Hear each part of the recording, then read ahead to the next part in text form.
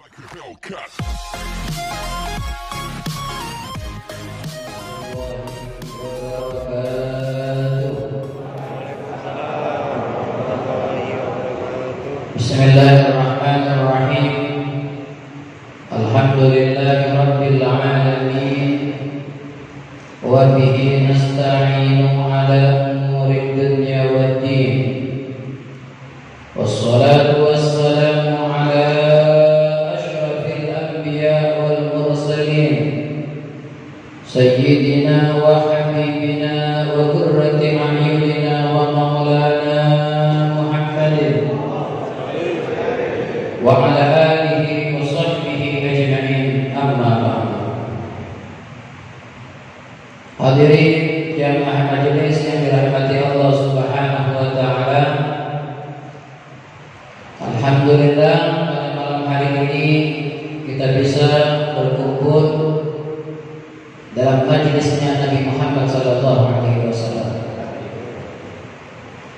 Suatu kehormatan bagi al-fakir bisa duduk bersama antum semuanya. Alhamdulillah, insyaallah ini bisa menjadi sebab, menjadi saksi bahwa kita bersaudara dunia sampai akhirat, menjadi sebab kita nanti di hari kiamat saling tolong menolong, menjadi sebab di hari kiamat bukti bahwa kita menjadi umat Nabi yang sama-sama mencari ilmunya baginda Nabi Muhammad sallallahu alaihi wasallam. Alhamdulillah. Bagaimana dari awal kita dengarkan dalam majelis ini pembacaan daripada Ratibul Haddad. Ratibul Haddad ini dikarang oleh Al-Habib Al-Imam Qutbul Irsyad wa Gauthul Ibad wal Jilad Al-Habib Abdullah bin Alwi bin Muhammad Al-Haddad, murid daripada Al-Habib Umar bin Abdurrahman Al-Attas, pengarang Ratibul Haddad. Jadi Ratibul Haddad ini Pak, muridnya dari seorang guru yang bernama Habib Umar bin Abdurrahman Al-Attas, pengarang Ratibul Haddad. Jadi gurunya pengarang Ratibul Haddad, muridnya pengarang Ratibul Haddad. Ratibul Haddad ini Pak bukan cuma dibaca oleh orang awam. Para wali juga baca Ratibul Haddad. Para aulia, orang-orang yang memiliki kedudukan tinggi di sisi Allah juga membaca Ratibul Haddad. Di antaranya Al-Imam Al-Arif Firda Al-Habib Ali bin Hasan Al-Attas. Al-Habib Ali bin Hasan Al-Attas seorang wali daripada walinya Allah Subhanahu wa taala. Beliau setiap malam membaca Ratibul Haddad. Pernah suatu malam Al-Habib Ali lupa tak baca, lupa tidak baca Ratibul Haddad. Akhirnya malamnya bermimpi Pak.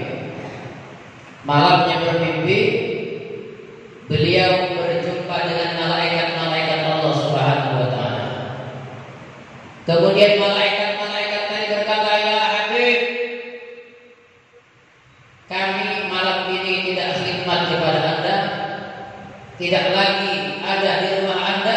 Kenapa? Karena malam ini Anda tidak baca Ratibul Haddad." Kemudian Habib Ali Al-Attas bangun dari tidurnya, langsung beliau membaca daripada karangan Imam Haddad Ratibul Haddad. Luar biasa, sampai diingatkan oleh Allah Subhanahu wa taala kekasihnya untuk membaca Ratibul Haddad. Tiap malam dibaca oleh para walinya Allah Subhanahu wa taala. Pernah juga dalam kisah Habib Alwi Al-Kaf, di zaman beliau tidak ada air yang tawar Pak. Kekeringan, tidak ada air tawar, adanya air laut. Kemudian beliau mengatakan, "Aku melihat abah saya berdiri di pinggir pantai membaca Ratibul Haddad." Kemudian orang kampung disuruh mengambil air tersebut. Ternyata air tersebut tidak lagi asin, tapi menjadi air tawar berkat Ratibul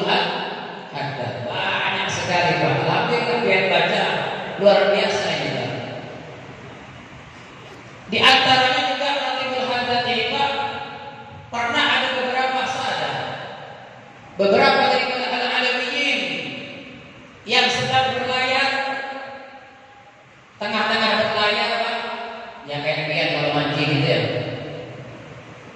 Tengah-tengah berlayar, gelap gulita, ombak datang, badai datang sehingga nggak tahu arah tujuan. Lupa nggak tahu di mana timur, mana barat. Kompas sudah tak berfungsi lagi, tersesat di tengah lautan. Kemudian dia mengatakan, saya panggil kru kapal, orang-orang di kapal, ayo kita sama-sama membaca Ratibul Haddad dengan kencang. Ketika selesai membaca Ratib, langsung dia mendapatkan arah yang dituju, langsung dapat pertolongan Allah Subhanahu wa Ta'ala. Dibaca dalam keadaan susah apapun, insya Allah bakal ditolong sama Allah Subhanahu wa Ta'ala. Betul sekali yang dipahami di sini, membaca Ratib luar biasa. Saya dukung. Kenapa? Potongannya banyak utama di sini, banyak masalah. Insya Allah berkat Ratibul Haddad lunas utangnya insya Allah. Ya habis utang jangan utang lagi. Ya. Apalagi kalau beli parfum ya dipahami jangan utang, nggak boleh gitu ya. Dan ikut nyumbang utang lagi ambilnya. Tapi insya Allah berkat yang istiqomah baca Ratibul Haddad, insya Allah Allah berikan kemudahan dalam urusan rezeki dunia akhirat Anda insya Allah. Amin ya Rabbal. Di antaranya Pak pernah ketika Al-Habib Abdullah juga, saya sedikit ingin mengupas Ratib.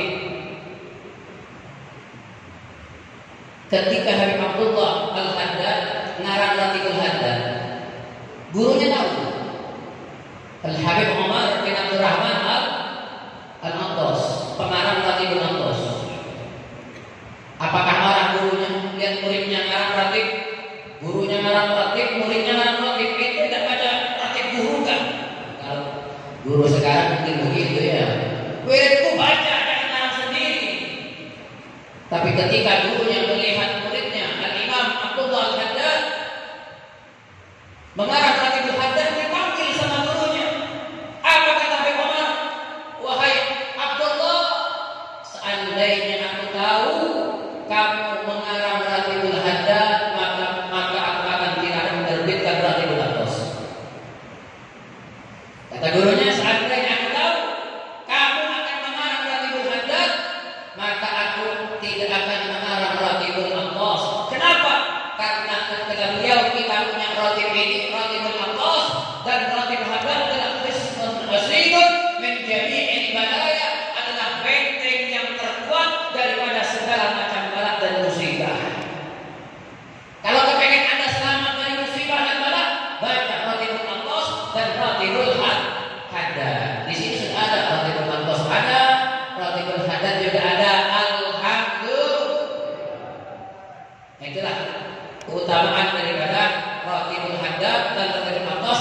Jangan sampai ketinggalan kita baca. Anda punya masalah, baca Ratib, punya baca Ratib. Pernah ada seorang syarifah di Hadramaut, seorang syarifah ingin berangkat haji. Kemudian dikatakan oleh orang kampung, wahai syarifah jangan lewat kampung itu, di sana banyak penyamun, banyak begal, banyak perampok, banyak orang pemerkosaan di sana, jangan lewat sana. Tetap berangkat, tapi di jalan tidak pernah berhenti membaca Ratibul Haddad sampai lewat dan pulang, diselamatkan oleh Allah Subhanahu wa Ta'ala berkat membaca Ratib. Sedikit ini yang saya sampaikan, jangan sampai Anda tinggalkan pembacaan Ratib dimanapun Anda berada, di berau, di perjalanan, dimanapun baca Ratib.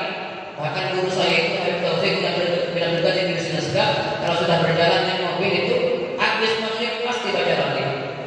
Baca Ratib. Bahkan ulama-ulama Hadramaut selama saya mengantar beliau di Samarinda, setiap dari rumah menuju majelis pasti di mobil yang dibaca Ratibul Haddad, pasti. Nanti dibaca Ratibul Haddad, dibaca Ratib. Kenapa? Mereka tidak terbiasa untuk tidak membaca Ratibul Haddad, sudah terbiasa. Kecanduan sudah ibarat makanan pokok bagi para pembela Allah Subhanahu wa Ta'ala. Insyaallah mudah-mudahan kita semua bisa mengamalkan Ratibul Haddad sampai kita meninggal dunia. Amin ya Rabbal alamin. Hadirin yang majelis yang dirahmati Allah Subhanahu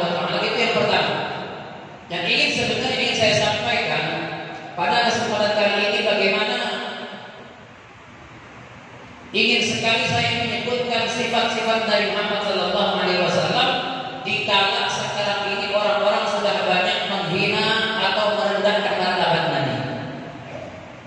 Anda harus paham Nabi Muhammad itu siapa? Nabi Muhammad itu akhlaknya luar biasa.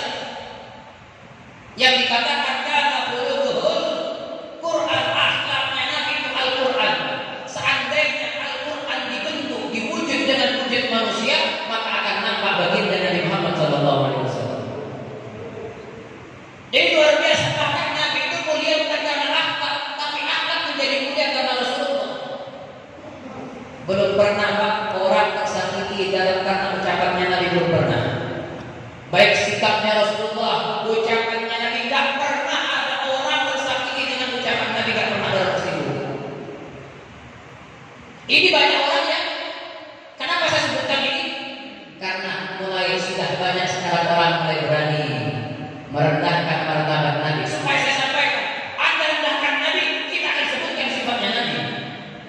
Anda mencela Nabi, kita akan muliakan, sebutkan sifat kemuliaan Nabi Muhammad sallallahu alaihi wasallam. Kalau kita mau sebutkan semua sifat Nabi, tidak selesai, Pak. Tidak akan selesai sampai kapanpun, tidak selesai. Tapi perlu kita ketahui, Anda punya Nabi luar biasa. Anda punya Nabi akhlaknya agung.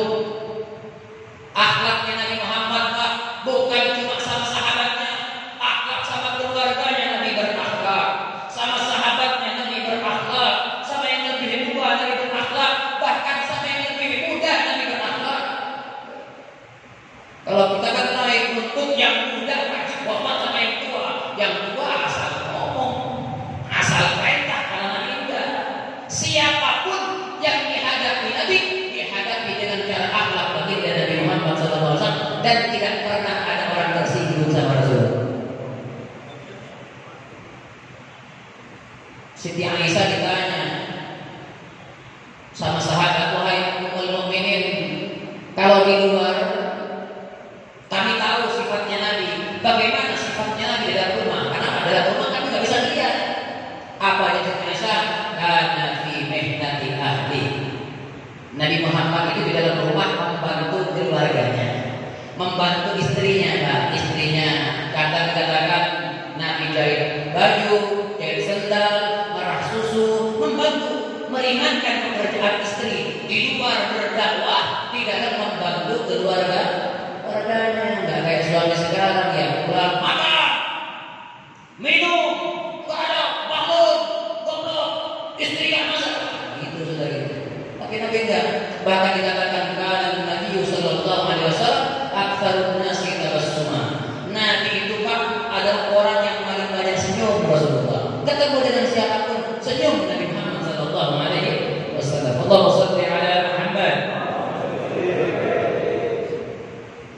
Pernah Pak ada satu perempuan membawa, ada yang menghilang, ada yang mengatakan kurma, ada yang mengatakan anggur. Apa hilang ulama, ada yang mengatakan anggur, ada yang mengatakan jeruk. Ada yang mengatakan anggur, ada yang mengatakan jeruk, dibawa ke Rasulullah di hadapan Nabi Muhammad sallallahu alaihi wasallam. Ya Rasulullah, kata perempuan ini, kami baru panen anggur, tolong dicicipi Nabi. Kami sekeluarga belum dicicipi, kepengen tabarrukan berkah. Tolong pertama buah-buahan yang aku panen lihat yang makan. Kata Nabi, siap. Rasulullah itu Pak kalau dapat hadiah makanan atau yang lain dimakan sedikit, sisanya dibagi. Waktu itu satu mangkok anggur dimakan sama Nabi. Sahabat berharap mudah-mudahan ntar lagi aku dapat anggur ini. Kenapa? Biasanya Nabi dimakan sedikit, sisanya dibagi, ditunggu sama sahabat.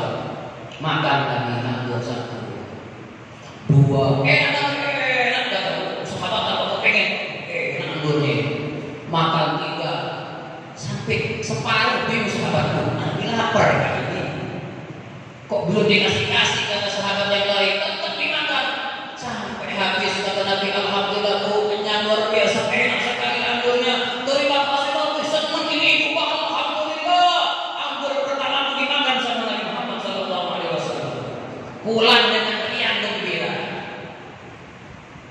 Sahabat tanya, ya Rasulullah, tumben. Biasanya kalau pian dapat hadiah, makan sedikit, sisanya dibagi. Ini pian habisi semua, lapar kah? Kata Nabi, sahabat, kata Rasulullah, ente nggak tahu. Tahu nggak kenapa saya tadi tidak menawarkan kepada anda? Kata Nabi, ketika aku makan pertama itu anggur, ternyata yang aku rasakan bukan manis tapi kecut, kata Rasulullah. Kecut, aku ingin menjaga perasaan ini ibu. Kalau aku bagi sama kalian, nanti kalian hina ini makanan. Masa makanan kecut dikasih sama Nabi? Sehingga akan tersakiti hatinya, pecah dia punya hati. Aku nggak mau. Terpaksa aku habiskan kata Nabi Muhammad untuk menjaga perasaan ini wanita. Bagaimana Nabi Muhammad SAW? Luar biasa. Tidak ada orang yang pernah tersakiti dengan Nabi Muhammad Sallallahu Alaihi Wasallam. Pernah juga Pak di Masjid Madinah.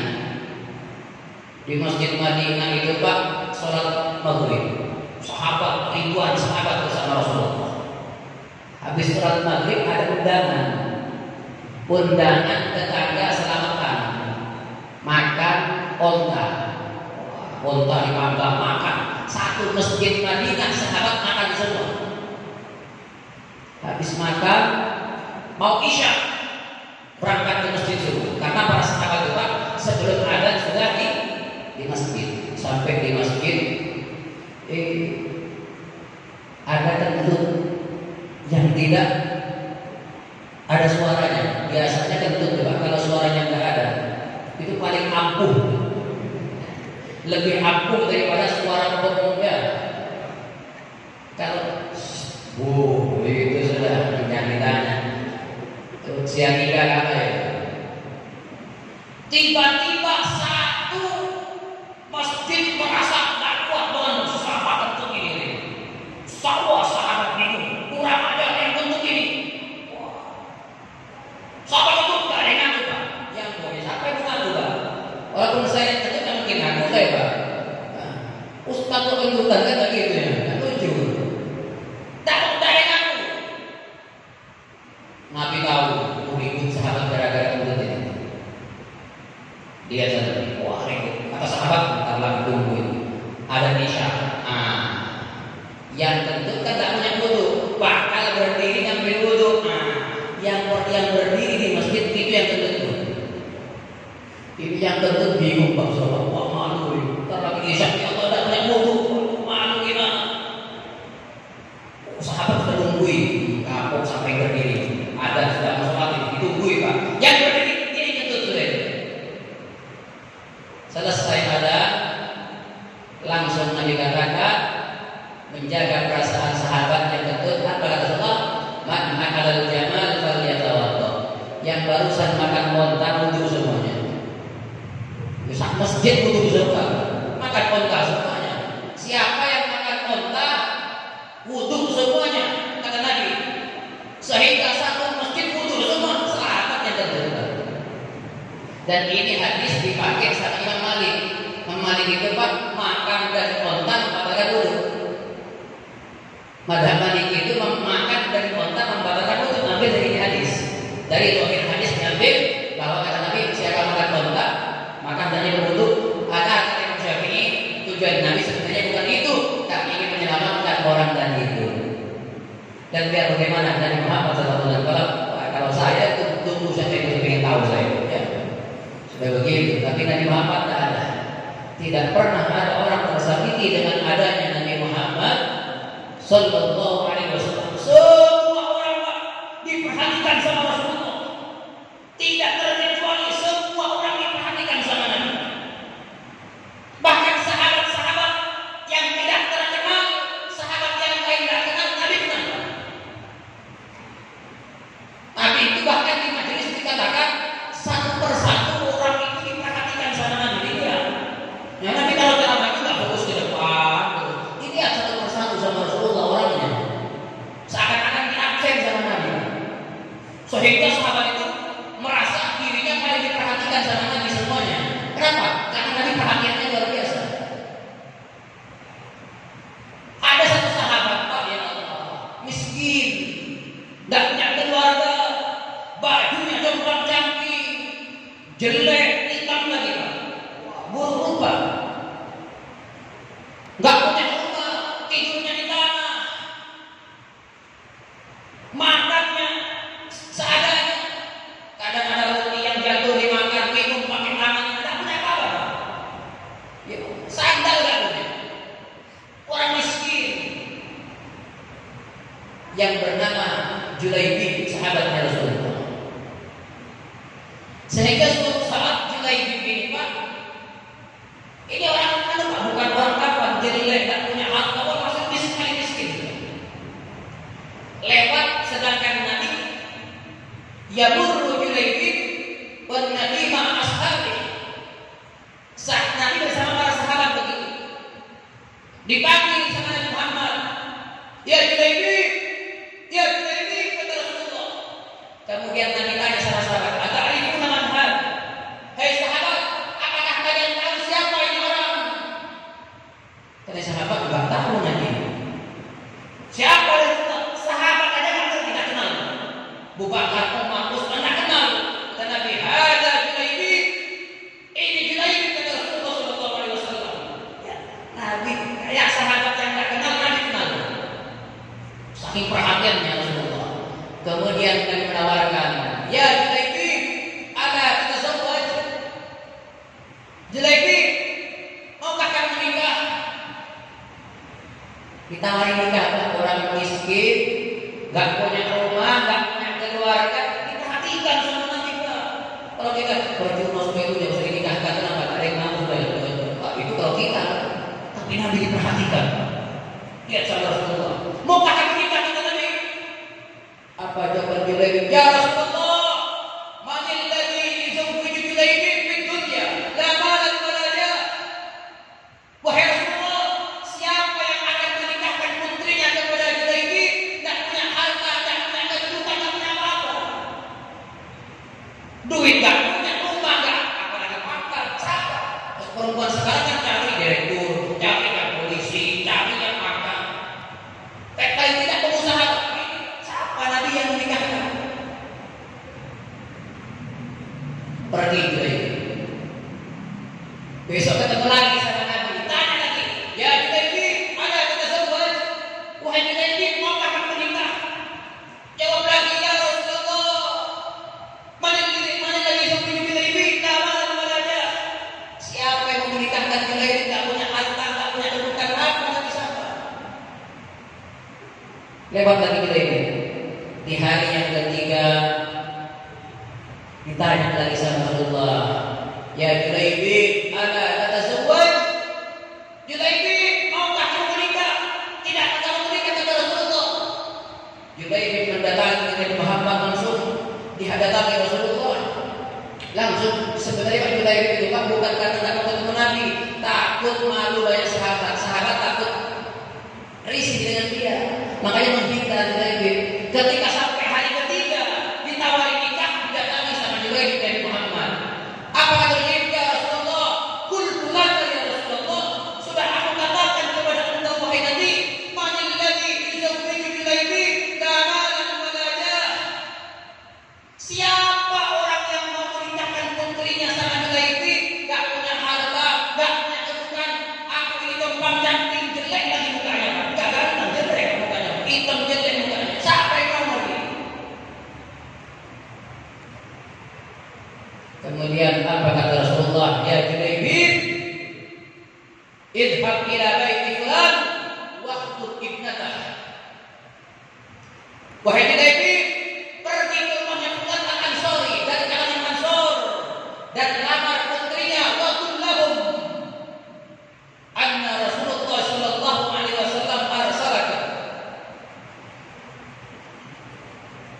Wahai Julaibib, datang ke rumah fulan bin fulan al-Ansari, bilang bahwa Nabi mengutus kamu untuk menikahkan putrinya kepada kamu. Datang Pak. Ternyata Pak, yang disuruh sama Nabi itu Pak, Julaibib suruh minta perempuan, dikatakan dalam riwayat kanatil fatatu min ajmal nisa'il ansori. Perempuan yang diminta sama Nabi untuk Julaibib, padahal Julaibib ini orang jelek, tidak punya apa-apa Pak, adalah perempuan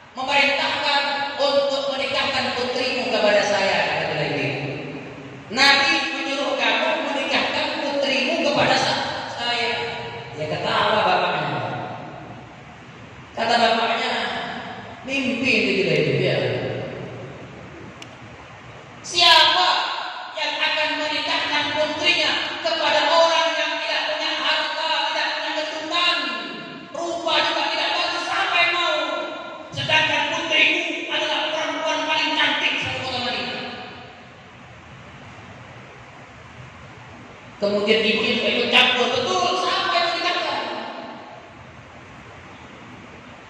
Kemudian Pak, putrinya yang di dalam rumah dengar bahwa Junaid itu yang putus Nabi Muhammad. Tahu perempuan putrinya yang cantik lagi tahu kalau Junaid ini diutus sama Nabi untuk minta dirinya. Apakah nolak? Ya perempuan, lihat perempuan yang beriman sama Allah, cinta sama Nabi, taat sama Nabi. Apa dia? Wahai Abah, ya Abah rudda saudara Rasulullah. Wahai orang tuaku, apakah kalian akan menolak utusan Nabi Muhammad?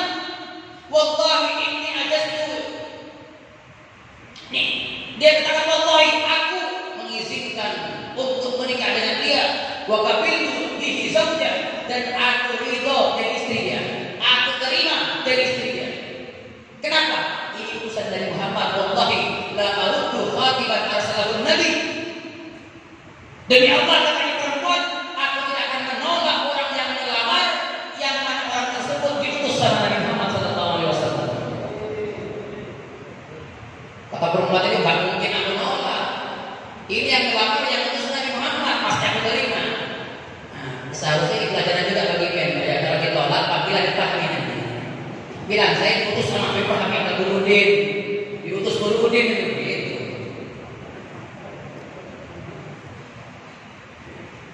Akhirnya Pak, karena sudah nggak bisa ngomong bapak ibunya sudah, ini yang nyuruh Nabi laki-laki seorang Junaidi yang tidak punya apa-apa menikah dengan perempuan terhormat cantik lagi Pak. Kalau perempuannya biasa-biasa, ini perempuan terhormat paling cantik satu kota Madinah. Menikah terjadi sudah pernikahan resepsi. Nah, ketika malam pertama yang ditunggu-tunggu oleh orang yang jodoh, ya, yang baru menikah, ini malam pertama ini ya. Jangankan ada apa undangan apapun dan kita bom terjadi nggak terganggu. Kalau orang sudah malam pertama itu fokus, senyum semua kalau sudah malam pertama.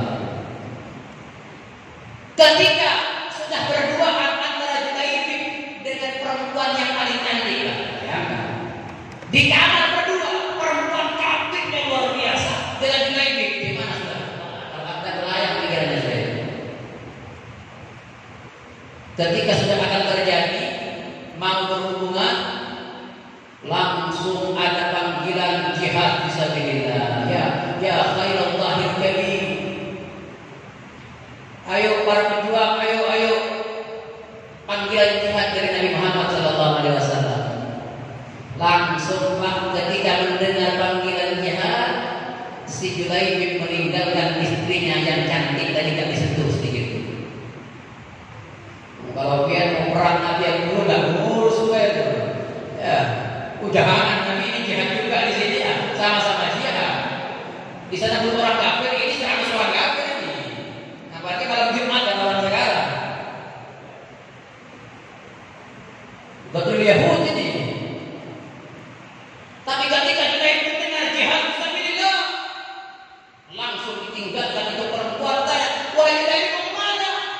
Maaf ya, kata dia, ada panggilan jihad, ada lebih cinta jihad fisabilillah. Akhirnya diizinkan sama istrinya berangkat. Kalau aku selamat, kita akan lanjut. Tapi itu akan insya Allah mudah-mudahan aku mati syahid dalam jihad fisabilillah. Jangan kata perempuannya enggak mungkin aku mau. Kenapa? Kamu itu utusan Nabi yang menyuruh lamar Nabi. Aku kepengen sudah selamat. Berangkat sampai di medan pertempuran Pak, Junaid maju ke tengah musuh dengan luar biasa Pak, samarnya, tegasnya, membunuh orang daripada puluhan musuh dan meninggal dunia mati syahid sendiri. Ketika setelah perang selesai, para sahabat itu mengumpulkan syuhada. Orang yang sudah selesai perang nanti suruh mengumpulkan yang mati syahid pisah dengan orang kafir ya, dikumpulkan yang mati syahid. Dikumpulkan semua orang yang mati syahid Pak, tanpa terkecuali Junaid itu ada. Kenapa? Memang orang nggak kenal sama Junaid, ini orang kafir. Semua para syuhada yang tewas yang meninggal dikumpulkan